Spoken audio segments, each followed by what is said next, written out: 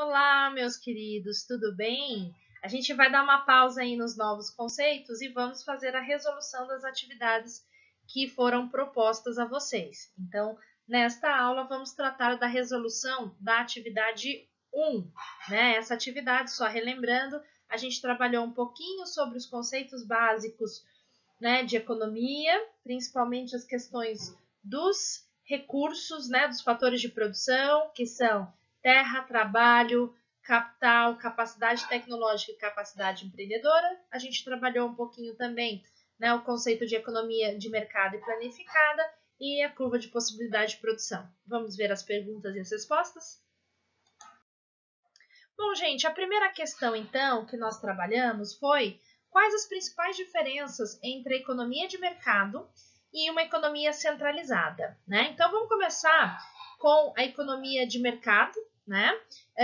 Ela está centrada, então, no liberalismo econômico e esse modelo, ela prega o quê? A mínima, né, participação e intervenção do Estado, né? Então, o que isso significa? Que quem cuida do mercado, da dinâmica do mercado, né, e do equilíbrio dele, é os empresários e comerciantes, né? Então, quem vai ditar as regras, né, são as empresas. E o Estado, gente, ele vai aparecer na questão da arrecadação dos impostos e na definição de algumas regras para estabelecimento de equilíbrios e da questão da livre competição entre essas empresas, né? Então, o Estado ele vai tentar inibir um pouquinho a questão da formação de oligopólios e monopólios, né? Que a gente vai ver na nossa próxima aula o que são essas estruturas de mercado, né? Então, dentro desse modelo, né, de economia de mercado, a gente vai observar que nós temos muitas empresas privadas, né, porque o Estado, esse não é o papel do Estado nesse setor. Então, nesse setor não, nesse modelo, dentro dessa estrutura. E a economia de mercado está muito atrelado aí, né, ao capitalismo. Então, a gente observa que a grande maioria dos países ocidentais tem essa característica. O segundo modelo, né, economia centralizada, ou como também é conhecida como economia planificada, gente, é um sistema econômico que tem a sua proteção, o quê?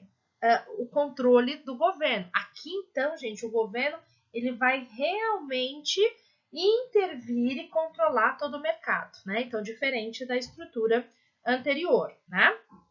E ela foi utilizada por mais de 70 anos aí na extinta União Soviética, que a gente vê alguns exemplos, né, na Coreia do Norte, né, na China, em Cuba, né, que a gente ainda, né, acompanha um pouquinho dessas características, né? E o que a gente vai observar? Que as empresas são mais estatais, né? E quem toma a decisão é o governo. Então, gente, como que a gente pode elencar diferenças, né, entre esses dois modelos? Então, economia de mercado, né? Quem controla é o comerciante e os empresários. Na economia centralizada é o governo. Na economia de mercado, as empresas são privadas. E na economia planificada, as empresas são públicas. Então, o grande diferencial é o quê? É a participação do Estado. Eu tenho uma participação mínima do Estado e outra, a intervenção total do Estado.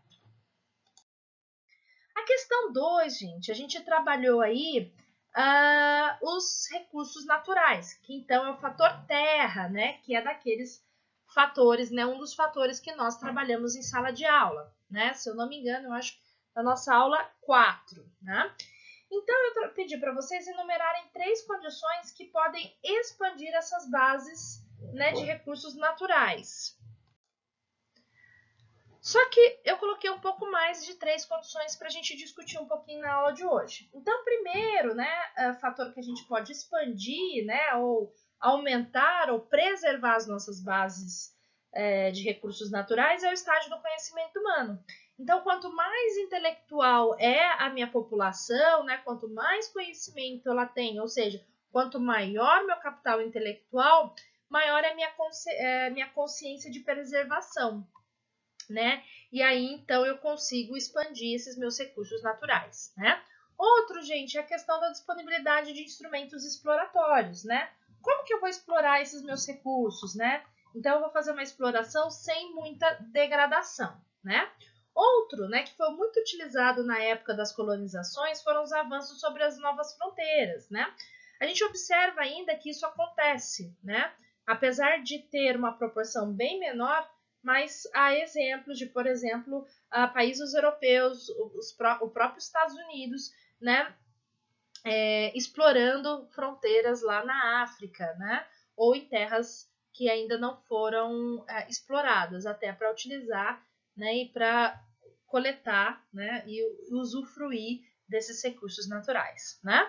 Outra forma de expandir esses recursos naturais é pelo meio do processo de renovação e reposição, né? Então, como que eu posso fazer a reposição, né, da minha flora e da minha fauna, né? Então, eu posso fazer aí políticas dessa reposição ou renovação, né? Eu posso criar alternativas de plantio, né? Então, advém um pouquinho aí da tecnologia. E outro, gente, os processos de reciclagem de materiais básicos, né?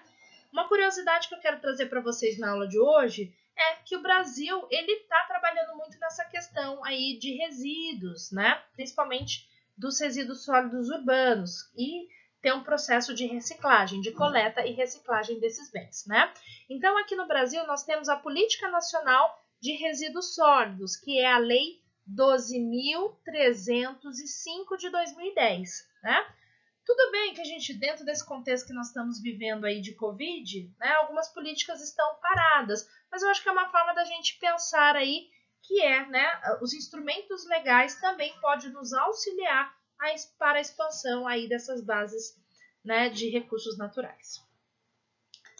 Na questão 3, gente, então foram as condições de restringir essas bases naturais, né? O que pode fazer, então, aí, né, a redução dessas bases. Então, uma primeira condição que eu coloquei aqui é o nível de exaustão desses recursos naturais, né? Então, de tanto utilizarmos, né, esses recursos, eles vão se exaurindo, eles vão se acabando, né? Então, quanto maior o nível de exaustão, né, menos recursos naturais eu tenho, né? Então, é uma forma aí da gente fazer essa restrição. Um grande exemplo, gente, quem tiver curiosidade, a questão da Serra Pelada, né? Explorou tanto na Serra Pelada que hoje, literalmente, ela faz o jus o nome, né? Ela está pelada, né? Então, aí já está chegando na exaustão aí da sua exploração, né? Outra forma de restrição é a ameaça de extinção de espécies vegetais e animais. A gente observa aí que tem muitas espécies, tanto animais e vegetais, que estão no processo de extinção. Então, o que a gente pode fazer para que isso não ocorra, né?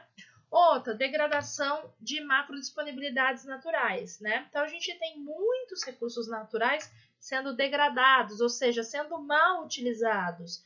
E isso lá na frente, a longo prazo, a gente vai sentir falta desses recursos.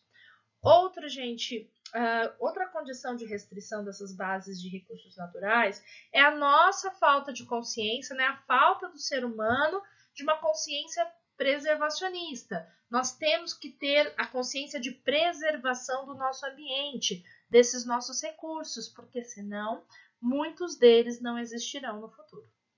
E outra, a falta de restrições legais, né, que vão condicionar as formas de acesso e exploração econômica. A gente observa muito isso, né, dessa condição de exploração econômica lá na região amazônica, né, no qual os grandes madeireiros estão invadindo zonas de preservação natural e tirando a nossa madeira, né? Então a gente está a cada dia diminuindo o tamanho da nossa floresta amazônica, dada essa falta de restrição legal. Então, gente, por que eu quis trazer essa discussão de recursos naturais? Para a gente pôr um pouquinho a mão na consciência e também ver qual é o meu comportamento na questão do meu consumo, né? Se eu estou consumindo de forma exacerbada, né? Se eu estou gerando muito lixo, se o lixo que eu estou gerando eu posso reutilizar, né? Eu posso reutilizar a minha garrafa, ou não, eu não vou mais utilizar o canudo plástico para não gerar lixo, eu vou ter o meu canudo aí de inox, né, ou outro material, mas que seja reutilizável, né? Por quê? Porque senão os nossos recursos se irão exaurir aí no decorrer do tempo. A nossa quarta questão, ela vai estar atrelada ao problema fundamental com que a economia se preocupa. Então, só relembrando lá, o que é economia? Então, a economia é a ciência, é uma ciência social, que ela tem o objetivo de estudar os recursos que são escassos. Então, gente, qual é o problema fundamental da minha economia? A escassez, né? Então, o que é um bom economista? É quando ele sabe fazer a boa gestão desses seus recursos e, por mais que eles são escassos, gerar um crescimento econômico. A quinta questão, meus queridos, vai estar pautada na curva de possibilidade de produção, né? Como mais conhecido, CPP, né? E aqui, só relembrando um pouquinho, a curva de possibilidade de produção, ela é uma curva, uma representação gráfica, no qual vai evidenciar o máximo que uma economia pode produzir utilizando todos os seus recursos econômicos, né? Então, como a gente viu em sala de aula, atingir aí o meu pleno emprego. Então, eu pedi para vocês fazerem a análise do ponto A, B e C. Então, vamos analisar os pontos. Então, vamos observar aqui o meu ponto A, né? O que significa o ponto A? Então, veja, gente, que ele está abaixo da minha curva de possibilidade de produção. Então, nesse ponto, a economia está operando em capacidade ociosa, né? É uma coisa natural aí das economias de determinados países, né? Então, em dados momentos, eu vou estar tendo desemprego desses recursos econômicos. Então, por exemplo, desemprego de mão de obra, né? Então, aqui a gente não atingiu totalmente a nossa capacidade de produção. E aqui a economia, ela pode se expandir, ok? Então, se nós analisarmos agora o meu ponto B, né? O meu ponto B, gente, ele vai estar o quê? Sobre a curva de possibilidade de produção. Então, o que ele significa? Ele indica, então, uma situação ideal. Ele apresenta pleno emprego. Eu estou utilizando todos os recursos econômicos, né? Neste ponto, gente, a gente fala que é difícil a gente estar retratando aí uma economia real, né? Porque em dados momentos, realmente, a gente vai ter desemprego dos recursos, né? Então, no meu ponto B, a gente vai observar, então, que não vai ter a possibilidade de uma economia crescer. Por quê? Porque ela já vai estar utilizando todos os seus recursos, né? E se nós analisarmos, então, agora o meu ponto C, a gente vai observar que é um nível impossível de produção. Ela está acima da minha curva de possibilidade. Aqui eu não tenho recursos econômicos para produzir essa quantidade. Então, por isso que ela é impossível.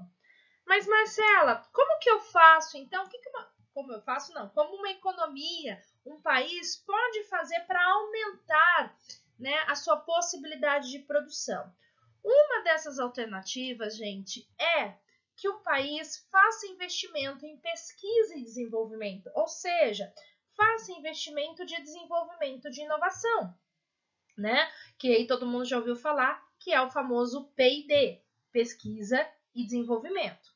Então, por meio de um aumento da capacidade inovativa, eu consigo aumentar, então, os meus recursos econômicos. E aí, tendo um deslocamento para a direita da minha curva de possibilidade de produção. Então, tendo aí um aumento, né, desta capacidade.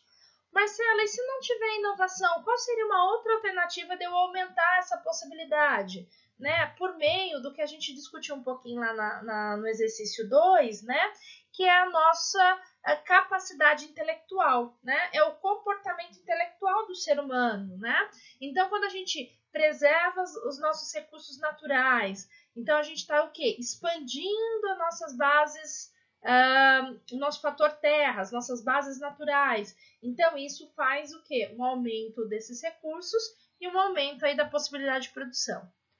Ah, Marcela, mas igual nesse período a gente está vivenciando um período de muitas mortes, muita mão de obra aí sendo perdidas, né? O que isso pode ocasionar para a nossa curva de possibilidade de produção? Gente, o que a gente pode observar é o quê? Uma redução da minha curva de possibilidade de produção. Né? Então, está faltando mão de obra, né? As pessoas estão morrendo. Então, automaticamente, eu tenho menos recursos atrelados à mão de obra. E isso acaba diminuindo a minha capacidade de produção. Bom, gente, trazendo um pouquinho de prática para o conceito de curva de possibilidade de produção, então eu trouxe o exercício 6 e 7 para vocês construírem graficamente. Então, vamos ver no exercício 6, eu fiz uma propositura da economia ter 2 produtos apenas, laranjas e computadores, tá? Dentro de um dado quadro temporal, ok? Aqui, nesse exemplo, a gente vai estar utilizando plenamente todos os meus recursos econômicos, ok? Então, dentro dessa condição, quando eu estiver produzindo um bem na sua totalidade, eu não vou produzir o outro. Então, vamos olhar aqui a nossa tabela, né? Então, verifica, gente, que aqui, ó, quando eu estou produzindo laranja, 700 laranjas, eu não tenho recurso para produzir computador. Agora, se eu reduzo um pouquinho, né, minha produção de laranja, eu posso estar transferindo esses recursos para os computadores. Então, eu vou ter 600 laranjas e 100 computadores, ok? Para eu produzir isso, né, para eu representar isso graficamente, eu vou colocar aqui no meu eixo Y, né, a laranja, no meu eixo X, o meu computador, né? Então, aqui, quando eu produzo 0 computadores, eu vou estar produzindo 700 laranjas. Quando eu estou produzindo 100 computadores, eu vou estar produzindo 600 laranjas. Então, esta curva representa a curva de possibilidade de produção. Então, lembrando que é aquele meu ponto B. Eu vou estar utilizando plenamente todos os meus recursos econômicos. Aqui, no nosso exercício 7, no nosso último exercício, é a mesma coisa. Agora, trabalhando a questão da soja e aeronaves, né? Então, como que eu vou representar graficamente? Então, aqui no nosso eixo Y, nós temos a soja.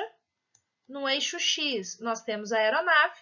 Então, quando eu não produzo nenhuma aeronave, eu vou estar produzindo 25 toneladas de soja. Quando eu estou produzindo 3 aeronaves, eu vou estar produzindo 20 toneladas. E, gente, é assim sucessivamente. Quando eu aumento o número de aeronaves, eu diminuo, então, a produção de soja. E aí, a união dos pontos é a minha curva de possibilidade de produção. Ok, meus queridos, então a gente chega em mais um fim de aula aí com a resolução dos nossos exercícios. Se ficou com dúvida, comente aqui. Forte abraço e até mais!